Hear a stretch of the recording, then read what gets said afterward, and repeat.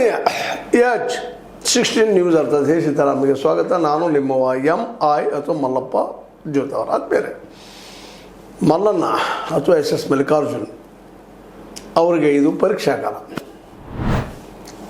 ನಿಜವಾಗಿಯೂ ಗೆಲ್ಲಬಲ್ಲರವರು ಅನ್ನುವಂಥದ್ದು ಪ್ರಶ್ನಾರ್ಚನೆ ಮೂಡ್ತಾ ಇದೆ.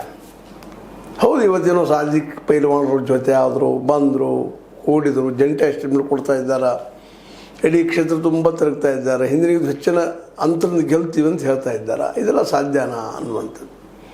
ಯಾಕಂದರೆ ಈಗಾಗಲೇ ಸಾದಿಕ್ ಪೈಲ್ವಾನರ ಬದಲಾಗಿದ್ದನ್ನು ನೋಡಿದರೆ ಹೌದಪ್ಪ ಆಗಬಹುದು ಅವ್ರದ್ದು ಗ್ಯಾರಂಟಿ ಅಂತೇಳಿ. ಆದರೆ ಅಲ್ಲಿ ಇನ್ನುಳಿದ ಮುಸ್ಲಿಮ್ಸು ಅವ್ರನ್ನ ಎಷ್ಟು ಮಟ್ಟಿಗೆ ನಂಬ್ತಾರೆ ಸಾದಿಕ್ ಅವ್ರನ್ನ. ಮತ್ತು ಮೇಲಾಗಿ ಸಾದಿಕ್ ಅವರು ಅವ್ರ ಮನೆ ಮನುಷ್ಯ ಅನ್ನುವಂಥದ್ದು ಅವ್ರ ಬಾಡಿ ಲ್ಯಾಂಗ್ವೇಜ್ ಎಷ್ಟೋ ಸಲ ಅನುಭವ ಬಂದಂಥದ್ದಾಗಿದೆ. ಅವ್ರ ಇತಿಹಾಸನೂ ಕಾಂಗ್ರೆಸ್ ಜೊತೆಗೆ ಇದ್ದಿದ್ದು ಎಲ್ಲರಿಗೂ ಗೊತ್ತಿದ್ದ ವಿಷಯ ಇದೆ. ಹೀಗಾಗಿ ಇನ್ನುಳಿದ ಮುಸ್ಲಿಮ್ಸ್ ಎಷ್ಟು ಮಟ್ಟಿಗೆ ನಮಗೆ ಅನುಕೂಲ ಆಯ್ತಪ್ಪ ಇವರಿಂದ, ಸಾದಿಕ್ ಅನುಕೂಲ ಆಗ್ಬೋದು, ನಮಗೆ ಅನುಕೂಲ ಆಗ್ತದನ ಅನ್ನುವಂಥ ಒಂದು ಪ್ರಶ್ನೆಯೂ ಅಲ್ಲೇ ಮೂಡುವುದರಿಂದಾಗಿ ಅವ್ರು ಎಷ್ಟು ಮಟ್ಟಿಗೆ ಮಲ್ಲಿಕಾರ್ಜುನವರು ಬೆಂಬಲಿಸ್ತಾರೆ ಅನ್ನುವಂಥದ್ದು ಒಂದು ದೊಡ್ಡ ಪ್ರಶ್ನೆ ಅದ. ಆದರೆ ಸಹಜದ ಈ ದಾವಣಗೆರೆ ಏರಿಯಾದಲ್ಲೇ ಶಾಮನೂರು ಶಿವಶಂಕರಪ್ಪನವರು ಹಿಡಿತ ಚೆನ್ನಾಗಿದೆ. ಯಾಕಪ್ಪ ಅಂತಂದ್ರೆ ಅವರು ಅಲ್ಲೇ ಕಾಲೇಜ್ಗಾಯಿತು, ಮತ್ತೇನಾಯಿತು, ಪ್ರತಿಯೊಂದರಲ್ಲೂ ಅಲ್ಲಿಯ ಜನರ ಜೊತೆ ಸಂಪರ್ಕದಲ್ಲಿ ಇದ್ದಿದ್ದು ಕಂಡು ಬರ್ತಾಯಿದೆ. ಅದರಲ್ಲೂ ಶಿಕ್ಷಣ ಕ್ಷೇತ್ರ ಆಯಿತು, ಶುಗರ್ ಲಾಬಿ ಆಯಿತು, ಇಂಡಸ್ಟ್ರಿಗಳು, ಬೇರೆ ಬೇರೆ ಇಂಡಸ್ಟ್ರಿಗಳಾಯಿತು, ಇವುಗಳಲ್ಲಿ ಅನೇಕ ಜನ ಕೆಲಸ ಮಾಡುವಂಥ ಜನರಿಗೆ ಉದ್ಯೋಗ ಕೊಡೋದನ್ನು ನಾವು ಇಲ್ಲಿ ಗಮನಿಸಬೇಕಾಗಿದೆ. ಅಂತ ಉದ್ಯೋಗ ಸೃಷ್ಟಿ ಮಾಡುವಂಥವ್ರು ಅದಾರಪ್ಪ ಅಂತೇಳಿ. ಅದು ಎಷ್ಟು ಮಟ್ಟಿಗೆ ಉದ್ಯೋಗ ಕೊಟ್ಟರು ಬಿಟ್ಟರು ಅದು ಬೇರೆ ವಿಷಯ. ಅಲ್ಲಿಯ ನಿರುದ್ಯೋಗ ಎಷ್ಟು ಏನಪ್ಪ ಸಮಾಪ್ತಿ ಆಗಿತ್ತು ಅನ್ನೋದು ಬೇರೆ ವಿಷಯ. ಯಾಕಂದ್ರೆ ಒಂದು ಕಾಲಕ್ಕೆ ಇಡೀ ನೂಲಿನ ಅಥವಾ ಒಂದು ಬಟ್ಟೆ ಕೈಗಾರಿಕೆಗೆ ಜೊತೆಗೆ ಒಂದು ಫ್ಯಾಕ್ಟ್ರಿಗಳಿಗಾಗಿ ಭಾಳ ಪ್ರಸಿದ್ಧ ಆದಂಥ ಪ್ರದೇಶ ಅದು. ವಿಶೇಷವಾಗಿ ಅವತ್ತು ಪಂಪಾಪತಿ ಅನ್ನುವಂಥ ಒಬ್ಬ ಕಮಿಸ್ಟ್ರು ಆರಿಸಿ ಬರ್ತಾಯಿದ್ರು ಆ ಭಾಗದಲ್ಲಿ ಅಂತೇಳಿ. ಅಂದರೆ ದುಡಿಯೋ ವರ್ಗ ಸಾಕಷ್ಟು ಅದ, ಬಡತನ ಸಾಕಷ್ಟು ಅದ. ಈಗ ಒಳದು ಎರಡಾಗ್ಯದ, ಉತ್ತರ ದಕ್ಷಿಣ ಅಂತೇಳಿ. ಉತ್ತರದಲ್ಲಂತೂ ಡಾಮಿನೆನ್ಸ್ ಅವ್ರದ್ದು ಅದು. ಈಗಾಗಲೇ ಮಲ್ಲಿಕಾರ್ಜುನ ಅವರು ಆರಿಸಿ ಬರ್ತಾಯಿದ್ದಾರೆ. ಈಗ ದಕ್ಷಿಣದಲ್ಲಿ ಒಂದು ಸ್ವಲ್ಪ ಮುಸ್ಲಿಂ ವರ್ಗದವ್ರು ಹೆಚ್ಚು ಇರೋದ್ರಿಂದಾಗಿ ಸಹಜವಾಗಿ ಎಲ್ಲರಿಗೂ ಕೂತೋಲೋದು ಇದು ಎಷ್ಟು ಮಟ್ಟಿಗೆ ಗೆಲ್ಲಕ್ಕೆ ಸಾಧ್ಯ ಅಂತೇಳಿ. ಅದು ಈಗಂತೂ ಕಾಂಗ್ರೆಸ್ಸಿನ ಪ್ರತಿಯೊಬ್ಬರ ನಾಯಕರು ಅಲ್ಲಿ ಬರ್ತಾಯಿದ್ದಾರೆ. ಸುರೇಶ್ ಭೈರತಿ ಆಯಿತು, DK ಶಿವಕುಮಾರ್ ಅವರು ಆಯಿತು, ಇನ್ನುಳಿದ ವರ್ಷಕ್ಕೆ ಬಂದು ಇವತ್ತು ಜೋರು ಹಿಡಿದಿದ್ದಾರೆ. ಈಗ DK ಶಿವಕುಮಾರ್ ಅವರಿಗೆ ಈ ದಾವಣಗೆರೆಯಲ್ಲಿ ಗೆಲ್ಲಿಸ್ಕೊಂಡ್ಬರ್ಬೇಕು ಅನ್ನೋಂಥ ಜವಾಬ್ದಾರಿನ ಒಪ್ಪಿಸಿಬಿಟ್ಟಿದ್ದಾರೆ ಇಲ್ಲೇ.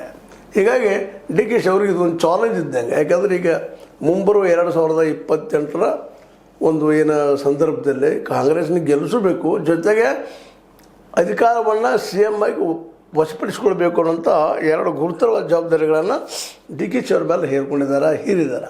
ಈಗ DK ಅವ್ರಿಗೂ ಇದು ಚಾಲೆಂಜ್, ನಾವು ಗೆಲ್ಲಬೇಕಪ್ಪ ಅನ್ನುವಂಥದ್ದು. ಅದಕ್ಕೆ ಎಲ್ಲ ರೀತಿಯಿಂದಲೂ ಅಲ್ಲೇ ತಮ್ಮ ಶಕ್ತಿ ಹೆಚ್ಚು ಸಾಧ್ಯತೆಗಳು ಹೆಚ್ಚಿಗಿದ್ದಾವೆ.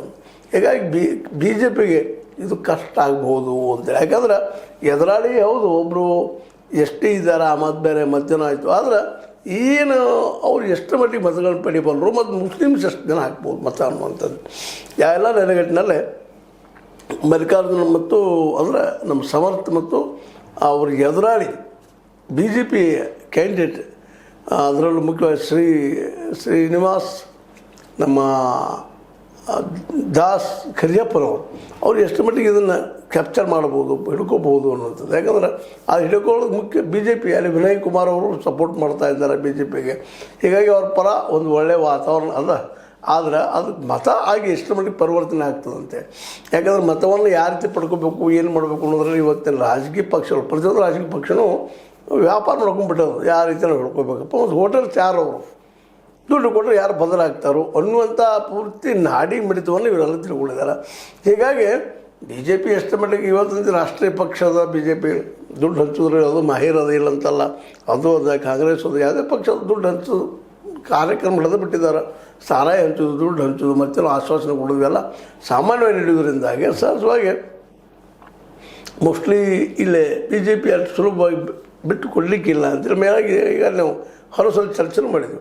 ಇಲ್ಲಿ ಗೆಲ್ಲಿಸೋದ್ರಿಂದ ಯಡಿಯೂರಪ್ಪನವ್ರಿಗೆ ತಮ್ಮ ಮಗನ ಭವಿಷ್ಯ ಸುರಕ್ಷಿತ ಆಗ್ತೈತಿ ಅನ್ನುವಂಥ ಕನ್ಫರ್ಮೇಷನ್ ಇರೋದ್ರಿಂದಾಗಿ. ಯಾಕಂದ್ರೆ ಈ ದಾವಣಗೆರೆ ಬದಲಾಗಿ ಟೀಕೆಗಳು ಹೆಚ್ಚು ಬಂದಂಥವು. ಯಾಕಂದ್ರೆ ಸಿದ್ದೇಶ್ವರ ಅವರು ಅವ್ರು ಹಿಂದೆ ಸೋಲೋದ ಕಾರಣಕರ್ತರು, ಇವರ ವಿಜಯೇಂದ್ರ ಅನ್ನುವಂಥ ಆರೋಪಗಳು ಇದ್ದಾವೆ. ಅದಕ್ಕೆ ಈ ಸಲ ಗೆಲ್ಲಿಸಿಕೊಟ್ರೆ ಆ ಆರೋಪದಿಂದ ಮುಕ್ತಿ ಆಗ್ಬೋದು ಅನ್ನೋದು ಚಿಂತೆನೂ ಅಥವಾ ಒಂದೇನೋ ಯೋಚನೆ ಯಡಿಯೂರಪ್ಪನವರಲ್ಲೇ ಅವ್ರ ಮಗನಲ್ಲೇ ಅದ. ಆದರೆ ಗೆಲ್ಲಿಸ್ಬೇಕಲ್ಲ ಅನ್ನುವಂಥದ್ದು. ಯಾಕಂದರೆ ಎದುರಾಳಿಗಳು ಸಾಮಾನ್ಯ ಇಲ್ಲ. ಮಧ್ಯದಾಗೆ ಮಲ್ಲಿಕಾರ್ಜುನ ಅವರು, ಶಾಮನೂರು ಶಿವಶಂಕರಪ್ಪನವರು ಮಗ ಹಾಲಿ ಮತ್ತು ಇವರು ಸಚಿವ ಜೊತೆಗೆ ಅವ್ರ ಹೆಂಡತಿನೂ MP ಕಾಂಗ್ರೆಸ್ನಿಂದ. ಈಗ ಅವರೆಲ್ಲ ಇಡೀ ಕ್ಷೇತ್ರವನ್ನು ಎಲ್ಲೆಲ್ಲಿ ಏನದ ಎಂತ ಅಭ್ಯಾಸ ಮಾಡಿದವರು ಅದಾರ. ಮತ್ತು ಜನರ ಹೋಟ್ ಎಲ್ಲಿ ಅವ್ರು ಹೆಚ್ಚು ಬರ್ತಾವ, ಹೆಚ್ಚು ಬರೋದಿಲ್ಲ, ಅವು ಏನು ಎಂದು ತಿಳುವಳಿಕೆ ಅದ. ಈ ನೆರಗಟ್ಟಿನಲ್ಲಿ ಅವರು ಒಂದು ಪ್ಲ್ಯಾನ್ ಮಾಡಿಕೊಂಡು ಉತ್ತಮ ಪ್ಲ್ಯಾನ್ ಮೂಲಕ ಗೆಲ್ಲಿಸಿಕೊಳ್ಳುವ ಸಾಧ್ಯತೆಗಳು ಕಾಂಗ್ರೆಸ್ಗೆ ಇಲ್ಲ. ಅದಕ್ಕಾಗಿ ನಮ್ಮ ಸಮರ್ಥರು ಪ್ರಚಾರ ಜೋರು ನಡೆಸಿದ್ದಾರೆ. ಮನೆಗೆ ಹೋಗುವಂಥ ಬರೀ ಒಂದು ಏನೋ ಗಾಡಿ ಹಿಡ್ಕೊಳ್ತೋ ಮಾಡಿ ಅಡ್ಡಾಡಿ ಹೋಗಿದ್ದು ಮನೆಗೆ ಹೋಗೋದು, ಭೇಟಿ ಆಗೋದು. ಈಗಂತ ನಿಮ್ಗೆ ಗೊತ್ತದ ಕಾಮನ್ ಅದೆಲ್ಲ ಜನರು ಯಾವುದೋ ರೂಪದಿಂದ ಅವ್ರ ಮನಸ್ಸು ಕರಗಿಸ್ಕೊಳ್ಳುವಂಥದ್ದು, ಗೆಲ್ಲುವಂಥದ್ದು. ಕಡೆ 2 ದಿವಸ ಆಗಂತ ಏನು ಮಾಡೋದು ಮಾಡೇ ಮಾಡ್ತಾರೆ, ಅನುಕೂಲಸ್ಥರಿದ್ದಾರೆ. ಮತ್ತು ಇವತ್ತು ರಾಜಕೀಯದಲ್ಲಿ ಏನಪ್ಪ ಅಂತ ದುಡ್ಡು ಕೊಟ್ಟು ಮತಗಳನ್ನು ತೊಗೊಳ್ಳೋನು ಅಂತಂದು ಆಗ್ಯದ. ಹೀಗಾಗಿ ಇವೆಲ್ಲ ದೃಷ್ಟಿಕೊಂಡು ಏನಪ್ಪ ಅಂತಂದ್ರೆ ಈ ದಾವಣಗೆರೆ ಹೆಚ್ಚು ಕಡಿಮೆ ಕಾಂಗ್ರೆಸ್ಗೆ ಆಗ್ಬೋದು ಒಂದು ಸಂಶಯ ಇದ್ದರೂ ಸಹಿತ ಒಂದೆಲ್ಲೋ ದೂರದ ಆಸೆ. ಯಾಕಪ್ಪ ಅಂದರೆ ಇಲ್ಲಿ ಯಡಿಯೂರಪ್ಪನವ್ರಿಗೂ ಸಹಿತ ಇದನ್ನು ಗೆಲ್ಲಲೇಬೇಕಾದಂಥದ್ದು ಅವಶ್ಯಕತೆ ಅವ್ರಿಗೂ ಅದ. ಯಾಕಂದರೆ ಎರಡೂ ದಾವಣಗೆರೆ ಮತ್ತು ಬಾಗಲಕೋಟೆ ಇವೆರಡೂ ಸೂತ್ರ ಭಾಳ ತೊಂದರೆ ಅದ ಅವ್ರಿಗೆ ಅನ್ನುವಂಥದ್ದು. ಅವ್ರು ದುಡಿಲಿಲ್ಲ, ಮಾಡಲಿಲ್ಲ, ಹೋರಾಟ ಮಾಡಲಿಲ್ಲ, ಬರೀ ಭೇಟಿಯಾಗಿ ಹೋದರು ಇಷ್ಟ ಉಳಿತಿದೆ ಆರೋಪ. ಅದರಿಂದ ಪಕ್ಷದಲ್ಲಿ ತಮ್ಮ ಸ್ಥಾನಮಾನ ಇನ್ನಷ್ಟು ಕೆಳಗೆ ಬರೋ ಸಾಧ್ಯತೆಗಳಿದೆ ಅನ್ನೋ ಕಾರಣಕ್ಕಾಗಿ ಅವ್ರು ಅಟ್ಲೀಸ್ಟ್ ದಾವಣಗೆರೆ ಗೆಲ್ಕೋಬೇಕು ಅನ್ನೋಂಥ ಪ್ರಯತ್ನ ಮಾಡ್ತಾಯಿದ್ದಾರೆ. ಆ ಪ್ರಯತ್ನ ಅವ್ರಿಗೆ ಸಾಧ್ಯ ಆದಿತ್ಯ ಅನ್ನೋಂಥ ಪ್ರಶ್ನೆ ಹುಟ್ಟಾಗ್ಲಿಕ್ಕೆ. ಅದರಲ್ಲೂ BJPಗರಂತೂ ಅವ್ರಿಗೂ ಸಹಿತ ಒಂದು ಗೆಲ್ಲುವ ಅವಶ್ಯಕತೆ ಅದ. ಯಾಕೆ 2020 ಶತಾಯ ಗತಾಯ ಪ್ರಯತ್ನ ಮಾಡಿ ತಮ್ಮ BJP ಸರ್ಕಾರ ಮಾಡಬೇಕಂತ ಅವ್ರದ್ದೇನು ಪ್ಲ್ಯಾನ್ಸ್ ಇದ್ದಾವೆ. ಬಟ್ ಎಷ್ಟರ ಮಟ್ಟಿಗೆ ಯಶಸ್ವಿ ಆಗ್ತಾವೆ ಅನ್ನೋದು ಇನ್ನೂ ಕಾದು ನೋಡಬೇಕಾಗ್ಯದ. ಒಟ್ಟಾರೆಯಾಗಿ ದಾವಣಗೆರೆ ಅಂದುಕೊಂಡಷ್ಟು BJPಗೆ ಸುಲಭ ಆಗಲಿಕ್ಕಿಲ್ಲ. ಮತ್ತು ಕಾಂಗ್ರೆಸ್ಸಿಗರು ಏನೋ ಬೆನ್ನತ್ತೆ ಮಾಡಿ ಸಮರ್ಥ ಪೈಲ್ವಾನರನ್ನು ಒಲಿಸ್ಕೊಳ್ಳುವಲ್ಲಿ ಅವ್ರನ್ನ ಮತ್ತೆ ಪ್ರಚಾರ ಮಾಡೋದು ಉಪಯೋಗಿಸ್ಕೊಳ್ಳುವಲ್ಲಿ ಸಾಕಷ್ಟು ಯಶಸ್ವಿಯಾಗಿದ್ದಾರೆ. ಆದ್ರೆ ಒಂದರಿಂದ ಗೆಲ್ತಾರೆ ಅಂತ ಹೇಳಿಕ್ಕೆ ಆಗೋದಿಲ್ಲ. ಯಾಕಂದರೆ ಈಗಾಗಲೇ ಅಲ್ಲಿ LT ಇನ್ಕಂಬೆನ್ಸಿ ಅದ, ಅದು ಸಹಿತ ಕಾರಣ ಆಗ್ಬೋದು. ನಾಳೆ ಒಬ್ಬರ ಮೇಲೆ ಆರೋಪ ಮಾಡೋಕ್ಕಿಂತಲೂ ಇವೆಲ್ಲ ಕಾರಣಗಳಾಗ್ಬೋದು. ಅದೇನೋ ಇದ್ರೂ ಸಹಿತ ಮುಖ್ಯ ಏನಪ್ಪ ಅಂದ್ರೆ ಶಾಮನೂರು ಶಿವಶಂಕರಪ್ಪನವ್ರು ತಿಳ್ಕೊಂಡಿದ್ದಾರೆ.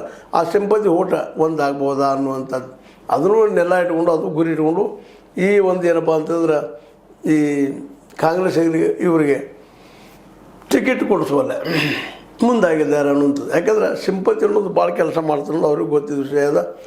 ಇನ್ನು ಏನೋ ಆಗಲಿ ದಾವಣಗೆರೆ ಮಾತ್ರ ಈಗಿನ ಮಟ್ಟಿಗೆ ವಿಚಾರ ಮಾಡಿ ನೋಡೋದು ಹೇಳೋದಾದ್ರೆ ಮೋಸ್ಟ್ ಪ್ರೊಬಬಲಿ ದಾವಣಗೆರೆ BJPಗೆ ಕೈ ಸೇರಲಿಕ್ಕಿಲ್ಲ ಅನ್ನುವಂಥ ಮಾತುಗಳಿದ್ದಾವೆ. ಆದರೂ BJPಗೆ ಮಾತ್ರ ತಮ್ಮ ಹಠ ಪಡ್ತಾಯಿಲ್ಲ, ಪ್ರಯತ್ನ ಮಾಡ್ತಾ ಇದ್ದಾರೆ.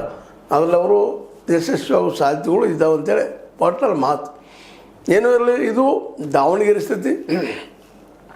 ಜೊತೆಗೆ ಮುಸ್ಲಿಂ ಓಟ್ಗಳು ಭಾಳ ಮಹತ್ವವನ್ನು ಪಡಿತಾವಿಲ್ಲ.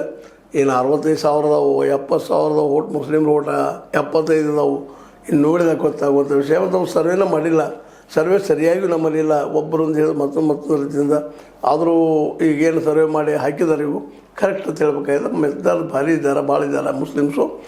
ಅವ್ರನ್ನ ಒಲಿಸ್ಕೊಳ್ಬೇಕು ಅನ್ನೋಂಥ ಪ್ರಯತ್ನವನ್ನು ನಮ್ಮ ಏನಪ್ಪ ಅಂತಂದ್ರೆ ಕಾಂಗ್ರೆಸ್ಗೆ ಸಾಕಷ್ಟು ಪ್ರಯತ್ನ ಮಾಡ್ತಾಯಿದ್ದಾರೆ. ಆದರೆ ಅದು ಯಶಸ್ವಿ ಆಗ್ತದೆ, ಹಾಗೆ ಆಗ್ತಾರೆ ಅನ್ನುವಂಥ ಭರವಸೆ ಮೂಡ್ತಾ ಇಲ್ಲ. ಬಾಯಲ್ಲಿ ಹೇಳೋದು ಬೇರೆ, ವಾಸ್ತವವಾಗಿ ಏನಾಗ್ತಾಯಿದ್ದು ಅಷ್ಟು ಮುಖ್ಯ ಆಗ್ತದೆ. ಆದರೂ ಸಹಿತ ಕೇಳಲಿ ಅನ್ನೋ ಹಂಬಲ ಎಲ್ಲರದು. ಯಾರು ಕಾಂಗ್ರೆಸ್ ಆದರೆ BJPಗರು ಬಿಟ್ಟು ಕೊಡ್ತಾರೆ ಅದನ್ನು ನೋಡು. ಇಬ್ಬರು ಎರಡು ಪಾರ್ಟಿಗಳೂ ಬಲಿಷ್ಠ ಅದಾವ, ಸ್ಟ್ರಾಂಗು ಅದಾವ. ಮತ್ತು ಭಾವನಾತ್ಮಕ ವಿಷಯಗಳನ್ನ ಎತ್ತಿ ಕೆಣಕೋದ್ರಲ್ಲೇ ಸಾಕಷ್ಟು ಮುಂದುವರೆದವರು ಅದಾರ.